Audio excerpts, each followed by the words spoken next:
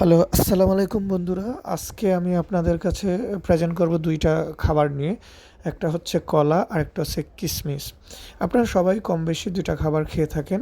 কিন্তু কোনটা কিভাবে খাবেন সেই সময়টা বা ওই জিনিসগুলা বুঝতে না পারার কারণে আপনার এটার থেকে তেমন একটা প্রতিকার পাচ্ছেন হ্যাঁ না। বন্ধুরা, ঘরোয়াভাবে এজন্য আমি কিভাবে আপনাদেরকে কিসমিস কিছু খাবেন ঘরোয়া পদ্ধতিতে চেষ্টা টিপস করবেন দেব। প্রতিদিন সবাই আমার সঙ্গে সন্ধ্যাবেলা থাকুন।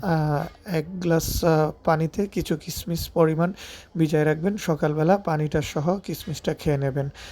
এভাবে আপনি ১ সপ্তাহ খাবেন সকাল প্লাস রাতে। দেখবেন অনেকটা আপনার পরিবর্তন আসবে। আর কিসমিসের সবচেয়ে বড় উপকারিতা হচ্ছে এটা আপনার সুষম দেহ গঠনে সাহায্য করবে, প্লাস শারীরিক শক্তি বৃদ্ধি করবে এবং মোটা হতে সাহায্য করবে।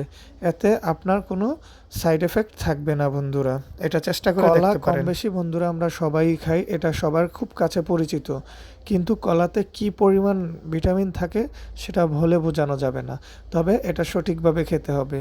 সকালবেলা ১ পিস কলা, ২ টা ডিম খেতে পারেন। রাতে শোয়ার সময় ১ পিস কলা, ২ টা ডিম খেতে পারেন। খেলে আপনার প্রচুর শরীরে এনার্জি বৃদ্ধি পাবে, শরীরের ক্যালোরি বাড়বে, ওয়েট বাড়বে। আপনি সুস্থ থাকতে অনেক সাহায্য করে।